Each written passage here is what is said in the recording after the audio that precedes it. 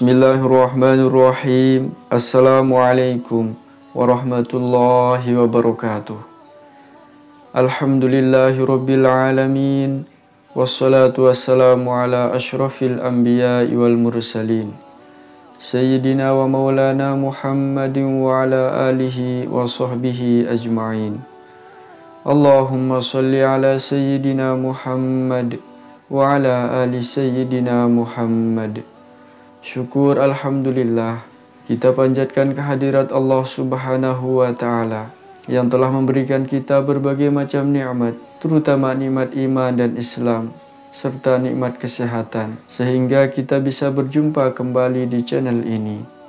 Tak lupa saya doakan kepada sahabat semua yang sedang menonton video ini, semoga Allah Subhanahu wa Ta'ala senantiasa memberikan kesehatan, keafiatan, dipanjangkan umur, dimurahkan rezeki, dimudahkan segala urusan, dan tetap dalam lindungan Allah Subhanahu wa Ta'ala.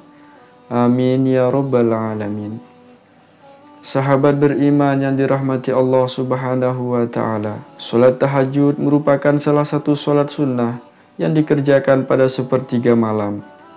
Itulah sebabnya solat tahajud memiliki banyak keutamaan, baik itu keutamaan yang didapatkan di dunia maupun di akhirat. Banyak dijelaskan dalam hadis Rasulullah Shallallahu Alaihi Wasallam yang sahih mengenai keutamaan dari ibadah solat tahajud. Salah satunya adalah jaminan surga di akhirat.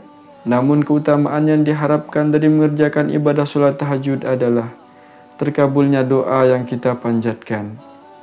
Sahabat beriman yang dirahmati Allah, sebelum kita melakukan ibadah sholat tahajud, ada hal yang harus kita perhatikan. Hal ini berkaitan dengan agar supaya ibadah sholat tahajud kita diterima oleh Allah, serta doa yang kita panjatkan bisa dikabulkan. Banyak hal yang tanpa kita sadari justru menyebabkan ibadah sholat tahajud ditolak oleh Allah Subhanahu wa Ta'ala, dan doa yang dipanjatkan tidak kunjung dikabulkan.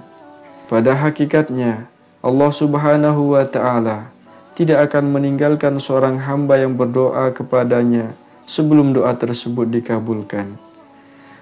Lantas, apa yang menjadikan ibadah sholat tahajud dan doa kita ditolak oleh Allah?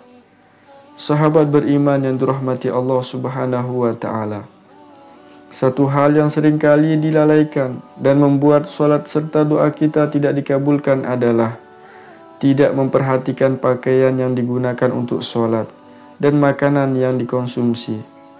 Artinya, jika masih ada salah satu barang haram yang kita gunakan, atau masih mengonsumsi makanan atau minuman yang haram, sedangkan kita menyadari dan mengetahui bahwa itu bersumber dari yang haram, maka sampai kapanpun ibadah sholat dan juga doa yang kita panjatkan akan ditolak oleh Allah Subhanahu wa Ta'ala. Sekalipun kita mengerjakan sholat tahajud secara khusyuk, bahkan hingga meneteskan air mata. Dalam sebuah hadis, Rasulullah Shallallahu Alaihi Wasallam bersabda, sesungguhnya Allah Subhanahu wa Ta'ala itu baik, tidak menerima kecuali yang baik, dan Allah memerintahkan orang beriman sebagaimana Dia memerintahkan para rasulnya dengan firman-Nya, wahai orang-orang yang beriman, makanlah yang baik-baik dari apa yang kami rezekikan kepada kalian. Kemudian beliau Rasulullah Shallallahu Alaihi Wasallam menyebutkan, ada seseorang yang melakukan perjalanan jauh dalam keadaan kumal dan berdebu. Ia menengadahkan kedua tangannya ke langit seraya berkata, Ya Rob, Ya Rob, padahal makanannya dari yang haram, minumannya dari yang haram, pakaiannya dari yang haram, dan kebutuhannya dipenuhi sesuatu yang haram. Maka bagaimana doanya akan dikabulkan? Hadis riwayat Muslim. Sahabat beriman yang dirahmati Allah, dari penjelasan hadis ini, kita sebagai umat muslim harus memperhatikan segala sesuatu yang kita pakai, dan semua yang kita konsumsi harus bersumber dari yang halal. Pakaian yang digunakan kita beli dengan uang yang halal, bukan dengan uang hasil korupsi atau uang hasil menipu. Begitu juga dengan makanan yang kita konsumsi, harus bersumber dari yang halal, bukan dari hasil mencuri. Sebab jika bersumber dari yang haram, maka ibadah dan doa kita akan ditolak oleh Allah Subhanahu wa Ta'ala. Bahkan lebih buruknya lagi, bahaya dari mengonsumsi makanan yang haram adalah bisa dimasukkan ke dalam nerakanya Allah Subhanahu wa Ta'ala. Dalam sebuah hadis dijelaskan bahwa setiap daging yang tumbuh dari barang yang haram, maka nerakalah yang pantas untuknya. Sahabat beriman yang dirahmati Allah Subhanahu wa Ta'ala, itulah hal yang harus kita perhatikan dan wajib untuk kita hindari sebelum kita berdoa dan melakukan sholat tahajud serta sholat-sholat yang lainnya, supaya ibadah yang kita lakukan diterima oleh Allah dan doa yang kita panjatkan dikabulkan oleh Allah Subhanahu wa Ta'ala.